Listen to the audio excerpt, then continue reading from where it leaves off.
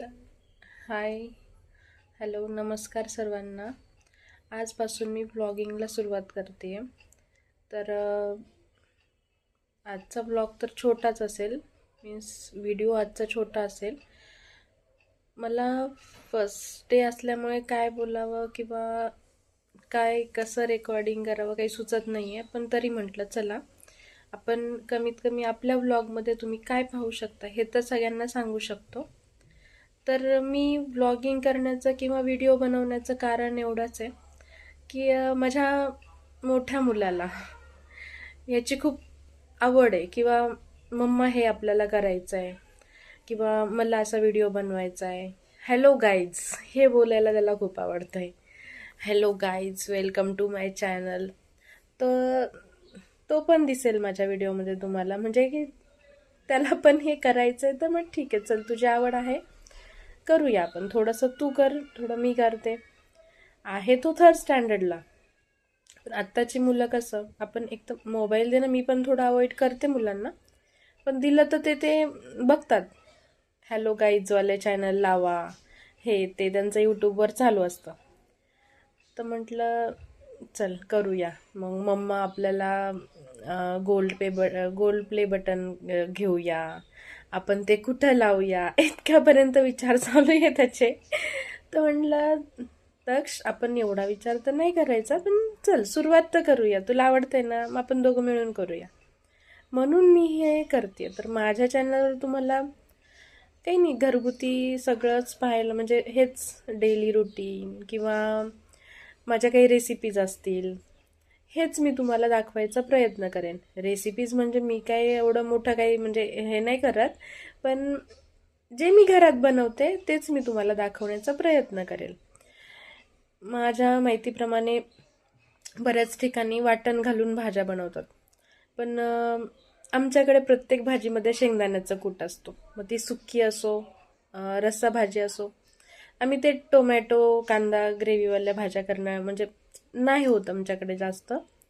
किंवा वाटण घालून पण आम्ही नाही करत. म्हणजे नॉनव्हेज, मटण, मासे, चिकन हे सोडलं तर बाकी कुठलीच भाजी आमच्याकडे वाटणाची होत नाही.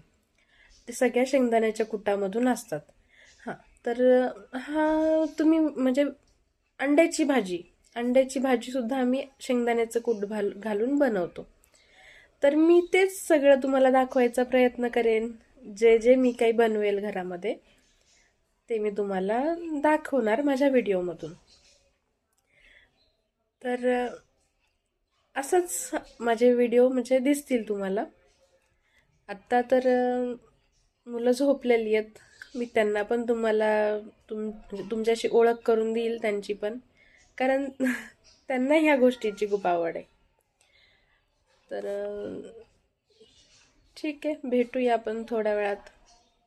Okay. Hello everyone, welcome to my channel. तर चला, आत्ता मी वर्कशीट लिहित होते, म्हटलं तुमच्याशी थोडंसं शेअर करते. तर हे काय चालू आहे माझं, माझ्या मुलांच्या आहेत एक्झाम चालू. एक आहे थर्ड स्टँडर्डमध्ये, एक आहे UKG मध्ये. पण ह्यांच्या एक्झाम चालू झाल्या ना, मला असं वाटतं ह्यांच्यापेक्षा जास्त माझी परीक्षा आहे, आणि ती खूप मोठी आहे. म्हणजे कधी मी एवढा अभ्यास नसेल केला जेवढा मला ह्यांच्या एक्झाम पिरियडमध्ये करायला लागतं. आणि ह्याच्यासाठी मला वाटतं बऱ्याच आई ह्याला मान्यता देतील की हो, आत्ता मुलांच्या एक्झाम चालू झाल्या ना की त्याच्यापेक्षा जास्त मोठी परीक्षा आईची असते. म्हणजे ह्यांना इंग्लिश मिडियमला घातलंय, ठीक आहे, चला सगळे जग करतंय तर आपण पण करतोय. पण ह्यांचे एवढे मोठे मोठे वर्ड, एवढे मोठे मोठे आन्सर, जे ह्यांना थर्ड स्टँडर्डला सब्जेक्ट आहेत ते आपल्याला फिफ्थ स्टँडर्डला, सिक्स्थ स्टँडर्डला गेल्यावरच होते. आणि हे 3-3, 4-4 वाक्याची उत्तरं, हे मला तरी आठवत नाही की मला 5वी पर्यंत कधी होतं हे एवढं मोठालं ॲन्सर लिहायला वगैरे. तर मग त्याच्यासाठी आता मुलांना तर एवढं काही जमत नाही, ते करून तर घेणं गरजेचं आहे. म्हणून वर्कशीट लिहून द्यायच्या, त्याच्यानंतर ते रिपीट करून घ्यायचं. की हे जोपर्यंत लर्न होत नाही तोपर्यंत लिहा, 5 वेळा म्हणा, 10 वेळा म्हणा. हां, तर ह्या गोष्टी म्हणजे जेव्हा आम्हाला सांगायचे सर शुद्ध लेखन लिहून आणा, तर एवढं म्हणजे मी कधी केलं नसेल, मला म्हणजे केलं नाही आहे एवढ्या वेळा लिहिणं किंवा काय. पण आत्ताच्या मुलांना ते करणं गरजेचं आहे आणि आपल्याला ते करून घेणं गरजेचं आहे.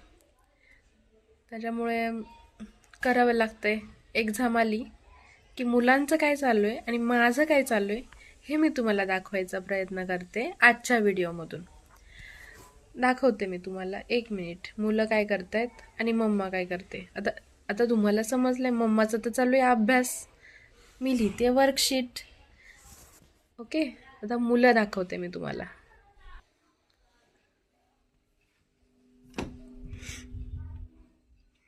तर ह्यांना तुम्ही पाहू शकता हे काय करतायत.